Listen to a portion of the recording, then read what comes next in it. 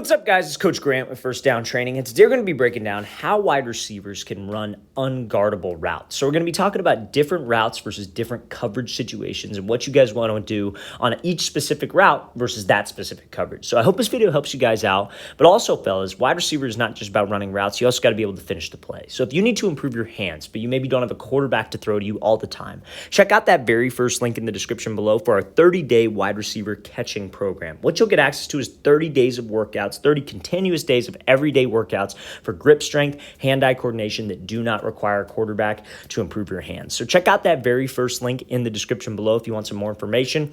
Let's get started with this video. So now, first route here is going to be a bad example of this route and how you guys want to attack inside leverage coverage when the DB is about 5 yards off. So let's play this full speed. So this wide receiver does a cardinal mistake of not closing the distance enough with this DB in this coverage. Now, after we show this, we're going to show a good example of Adam Thielen attacking this coverage and the differences between the two. But let's break this one down first. So when I have this guy who's inside shade 5 yards, number one thing, whether I'm running an inside breaking route or an outside breaking route, I have to make sure that I close the cushion with this guy.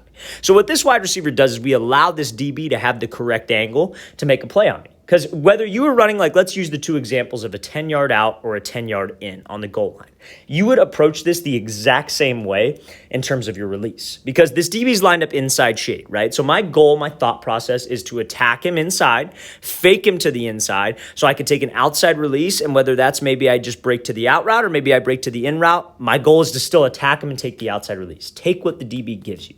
If you try to square him up and attack him, he's just going to keep his leverage inside, and if you try to cut in front of his face, he's going to just reroute you inside. So he will not give up the inside leverage or in the inside release if he's a good DB and a disciplined DB. So off the line, that's my game plan. But what this wide receiver does with his release is he makes this break about like 4 yards away from this guy. He attacks maybe for about a yard, and then he makes his cut. Now, even if you throw the greatest cut in the world and this DB jumps 2 yards to the inside, you still have to get up to 10 yards to run your route. So if you make this move and he jumps, you still got to get to here. And guess what? He's got a way better angle than we do because he's 4 yards away. You didn't get into his cushion. You did not fight him. You did not work him off his platform. So we need to make sure that when I have this coverage, fellas, I am closing the distance. I am stepping on his toes. Now, the common thing that people will say is that, oh, well, if I get too close, he's just going to get hands. You got to understand the hand technique is not complicated, fellas. If you attack him, you step on his toes and you make a move, all you got to do is beat his outside arm. You do not have to worry about his inside arm. So we attack him inside. Maybe we work him off the platform. We could swat with my right arm, chop his hand. We could swat with my left and dip underneath with my right arm. You just have to know which arm to beat. We should not be afraid of contact in this specific coverage. Now, you see what ends up happening, right? This wide receiver takes a very wide stem or wide stem. This DB is able to recover because he has a good angle and he's right on his hip. He's going to be able to lock up an out route. He'd be able to lock up an in route because he did not get his space closed. He was able to just recover and take the angle. Fellas, we have to threaten this DB and we have to make him uncomfortable by attacking him. Let's play this thing again, full speed one more time. Again, wide receivers have to make sure we close the distance. Now let's take a look at a good example of this situation from Adam Thielen. So Adam Thielen's here, got the same type of coverage, hard inside shade, about 5 yards off. Instead of running an out route, he's going to be running an in route. So he's going to be working this 10-yard in.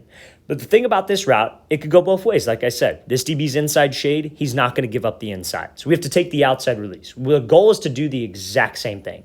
So what does Thielen do a good job of here? Closing the space, makes it uncomfortable so he could get hip to hip with this DB, and you see the hand technique that he uses on this specific route. So watch this here. They call this a dive release. So what a dive release is where you're taking 2 hard steps to the inside. Right? Now, some people like this when it's head-up press. You could definitely use it when it's inside leverage. But it's a way to close the gap. It's a way to close the cushion and threaten the DB where he doesn't want me to go. If we're going to threaten a DB, we want to threaten him where he doesn't want me to go. That's the way to get him to move. So when he comes off the line, he attacks him. He closes the space. Now, when he pushes back up vertical, notice how it's going to be hip to hip. He's going to be just going straight up vertical right past this DB. Now, he's got space to be able to run the out. He's got space to be able to run the in, but he made this guy uncomfortable. Now, notice when he got him off, which hand does he have to beat? The left hand. Which hand does Thielen beat? The left hand. If this DB gets hands, or the right hand, excuse me. If this DB gets hands on you with your left hand, so what? You're still off of the press. You still got him trailing your back hip. We're still able to get separation in that case because I wasn't worried about it. I didn't square him up and allow him to get my chest. I squared him up. I set him up off the platform, and then I went back to the outside. That's what you have to do, fellas, to get separation on this look. You have to close the cushion, get into his toes. Don't be afraid of contact. Now, at this specific break point, Thielen could run an out route, he could give a head fake inside, or he could give a head fake outside and run an in route. And fellas, on the goal line, all we need is that much space. That is all we need on the goal line. Every time I post this route, somebody will say, oh, well, that route was locked up. He got covered on that route. He did not get covered on this route. All you need is a step on this specific coverage. And he's running an in route versus inside shade 5 yards off. That's very hard to do, and he's restacked and he kept spacing on the play. It's all about angles, fellas. It's all about making the DB uncomfortable and not giving him enough space to take the correct angle to recover. Let's play this thing again, full speed one more time. Great job by Thielen. That's the perfect example of how you guys should attack that specific 5 yard off coverage. Beat the hands, restack, and win on this route. Do not try to avoid contact and do not try to avoid getting close to that defender. All right, so now, next clip here. This is from a wide receiver out of Arizona. He is, his name is Braylon Casper. I believe he's going into his 8th grade year. But this is a great example of how you guys can beat a DB who's inside shade in a motor technique. So this has a lot to do with closing the space like we talked about in the previous example. But this is a different technique, and this is more like in the middle of the field, not the goal line. So let's play at full speed. So motor technique, or inch back technique, I guess you could say, from a DB. I'm not super familiar with the names of the DB techniques, but that's how I would think of it. Like he's just inching back, right? There might be different terminology for it. Like I said, I'm not a DB guy. I'm a receiver quarterback guy. But when this DB is not just going to sit there and he's going to try to just start getting into his motor, start to back, not so much backpedal, but inch back, if you will. As a wide receiver, I cannot just be okay with that. I can't just come off the line and like my game plan would be to give him a move inside. I got to make sure I close the distance with him. I got to make sure I make him uncomfortable because that's what will get me more separation. So line of scrimmage pre-snap, I come up, I see that he's lined up inside shade. My goal should be, okay, I'm going to attack his leverage. I'm going to give him a fake inside where he doesn't want to go to move him off the platform and take the outside release. But if he starts to inch back like he does, and I come off the line and I give him a move, but he starts to inch back, I can't just take off and go run the route, because especially if I have to run a route like an out route, a corner, a comeback, maybe even a fade. If I just try to take off and run, he's just going to be able to get hands on me and squeeze me to the sideline. So he does a great job here, Braylon, of actually getting into his frame. Let's close the distance. He's still inside leverage, so he's still trying to protect the inside. He doesn't want anybody to run there. So he's inching back. Okay, let's get into his cushion and let's do the exact same thing. So now I can move him off the platform. I got some space between the two of us, and I actually have some space to run my out route without the DB squeezing me and getting hands. Because again, if you have to run a 10-yard out, fellas, and you just take off and go run to the outside, and this DB gets hands on your hips, he will squeeze you to the sideline the best he can, and when you break on that out route, he will be right on your hip. That is close to an impossible throw for that QB. So let's give him some separation. Let's get into this guy's cushion, and then let's push up to the depth of the route. Let's play this thing full speed. So anytime you guys got a more patient DB who likes to inch back like that, make sure we close the distance and step on his toes.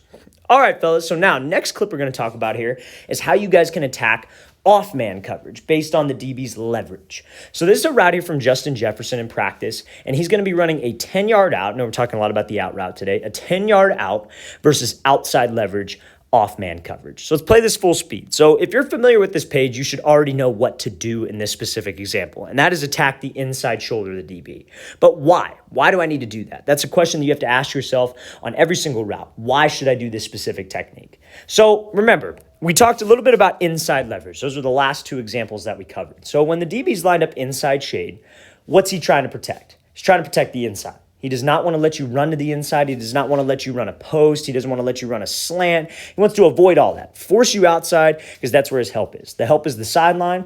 That's where he wants you to go. But now when a DB's outside leverage, so he's shaded a little bit to the outside, what is he trying to prevent? He's trying to prevent the fade, the comeback, the out route. So he's trying to force you inside to his help. So just like any other route, if you wanted to run an inside route like a post, like a dig, what do you think you would do? You would want to attack his leverage. You'd want to angle your stem at this DB because you know when you attack his leverage, a good DB is going to keep his leverage because he's not going to let you just run past him. And then you break it off with a bigger window. But if you have to run an outside breaking route, you got to threaten it. You still can threaten him vertically because, again, it is still man coverage. Whether the DB's off in zone or whether the DB's in off man, they're playing that way to prevent the deep ball. They don't want you to run deep. They don't want you to run past them. So if we can threaten them with that, that will get me more separation. So that's where the inside shoulder comes into play. Justin Jefferson breaks on this thing you see. He's got his hips and his shoulders committed. He's running in full stride. He's running in full speed. All of those things can threaten this DB vertical. That's why the details of your route running are so important. If we slow down or we start chopping my feet before I make this break, that DB's just going to sit. It's an uncomfortable route. He's outside shade, off man. You got to run an out route. But if you can sell and you could actually make him think fade and get his hips to flip, that can get me open and that can get us the ability to slip under this route. So make sure we know how to attack that specific leverage, fellas. And now what do you think about if it was inside shade off man? Let's say 7 was lined up here, inside shade, and you had to run a post. What would you do? You'd attack his outside shoulder. Whether that's maybe you stem inside, then go to the outside shoulder, or maybe that's just you just go to the outside shoulder right away. Now, if you had to run an out route and he was inside shade, what would you do? You'd angle your stem at his leverage and attack his leverage. That keeps him inside. Bam, we break it off. You have to know, fellas, to run unguardable routes, you have to know how to structure your routes against specific coverage situations. You have to know the mechanics. You have to know what works, but you also got to know when to use it. Let's play this thing again, full speed one more time. Great job by Justin Jefferson, splitting this defender in half, attacking the inside shoulder, and then winning on this route. All right, fellas, I really want to thank you for watching. I really appreciate it. If you guys have any questions at all, don't hesitate to leave those in the comment section below. Always appreciate the feedback from you guys. And again, fellas, if you would like a 30-day wide receiver catching program with over 30-plus workouts that you could do on a daily basis for your hands, check out that very first link in the description below. I'll see you guys next time.